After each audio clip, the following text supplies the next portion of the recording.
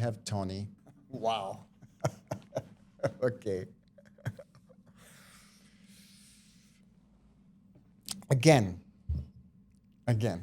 Okay. I'm sorry, guys. This is reality. This is the reality of today's world we live in. Okay. Tony has sent me the work on a movie called Beneath Which Rivers Flow. Okay? And I don't know how to tell. I'm now dying to see this. Okay? Because you will understand why I'm speechless. Beneath Which Rivers Flow. It's an Iraqi movie. Let it sink in. It's an Iraqi movie. You know? In the marshlands of southern Iraq, Ibrahim feels like a stranger in the world. His sole companion is his faithful buffalo. I mean, what a plot. I mean, come on, you guys are fucking kidding me. You know? Him and his buffalo. Look at this. You know, I was like, what is this? What is this?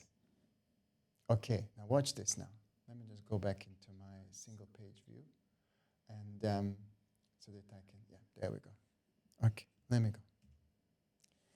So this is the project overview. So director is Ali Yaha, and the cinematographer is Ali himself. No, sorry, Ali Ameer. So that must be brother or something like that. Yeah? Okay. Oh well. Okay. Short documentary. No, wait. So Tony Ameer and Ali Ameer. So must be a brother or something. Yeah? I would imagine. I didn't say. It's an Iraqi documentary, short documentary set in the heart of southern Iraqi marshlands, an ecosystem undergoing one of the most severe environmental collapses in its history. I didn't even know that. The film follows the journey of Ibrahim, a young herder who escapes into an inner world shaped by imagination and solitude, spiritually bound to his last remaining buffalo. As drought intensifies and wetlands crack open into dry earth. I didn't know Iraq has a wetlands. I thought it's a desert. You know, Ibrahim embarks on a dreamlike spiritual journey that reveals the profound relationship between human and the animal that represents the final thread of connecting him to life.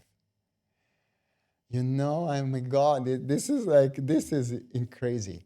Okay, cinematographic and color treatment. Just look at this frame.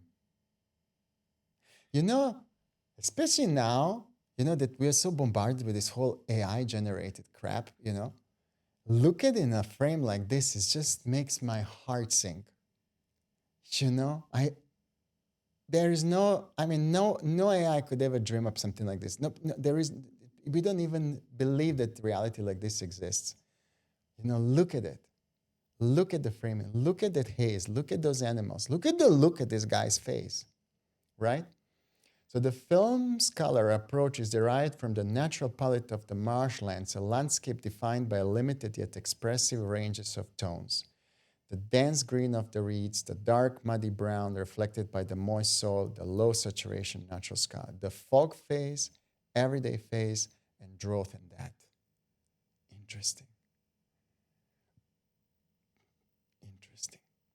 Okay, look at this. It's like I think this is unreal, man. This is, and look at the amount of grain he's put on. Wow.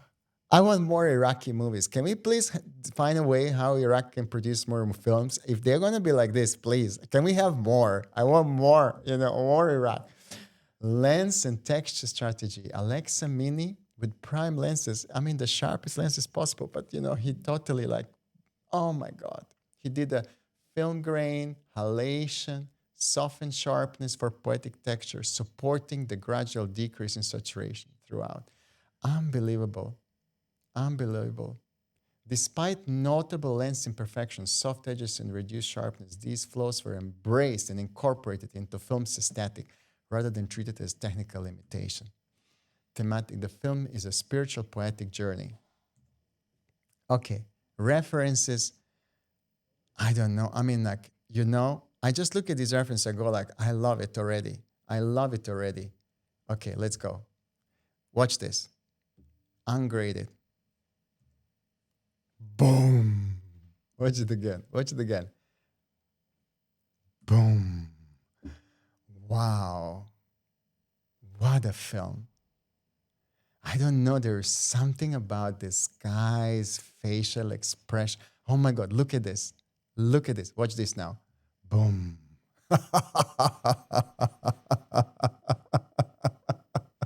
One more time. Boom. I mean, you know what is going on here. What is I'm so thank you God for and making me see stuff like this. I don't know, like we don't get exposed to such the real cinema, the real artistry. Wow. Wow. Wow. Unbelievable. Unbelievable. I really want to see this film. Then he worked out on a color palette, showed us this. The show light looks absolutely fantastic. And yes, 100%. Look at the amount of films, festivals that he got in. Poof. Wow. Tony, man. Tony, unbelievable. Unbelievable. What a work. What a work. Okay, let me see. I must have covered everybody now, isn't it?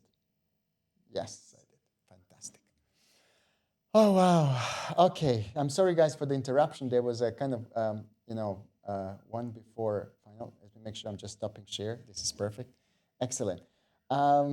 Yeah, please go ahead now and one more time, just, look through the list, submit your final, decisions. Now you have a moment to do one more review and decide.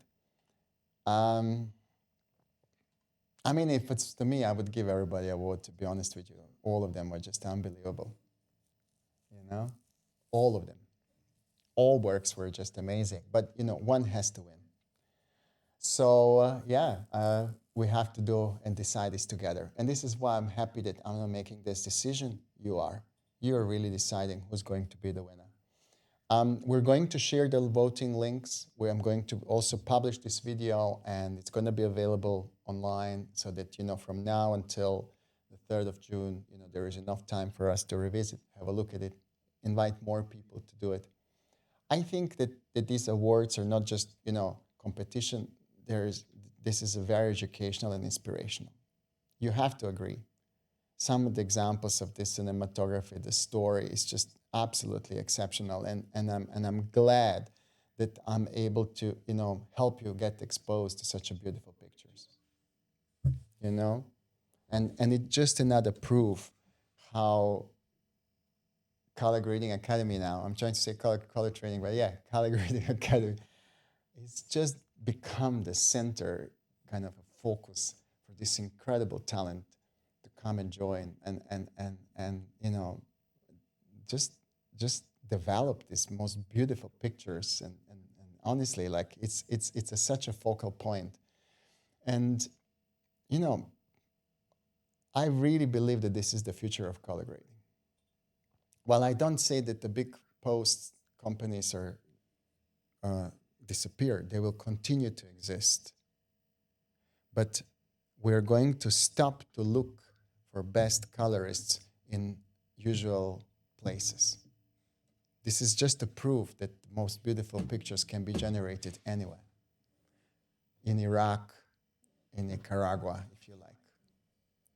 And that's the world we live in. That's the world we live in. And that's why I think I would like to invite you all to remove all your prejudice about people you meet, people you find online, people you interact with, and do not judge them based on where they're from. And you just trust me. There is so much amazing talent out there that is still completely undiscovered. And, allow yourselves to be surprised. And this is especially a message to all the film producers, directors, and people who are, ultimately choosing with whom they're going to be working with, who's going to be grading the film. Open your mind. The world's your oyster as far as I'm concerned. So yeah, I don't know if you guys have any questions or comments. Let me know. Just type in X. Let me hear. Or if you want to just comment and say something, please let me know.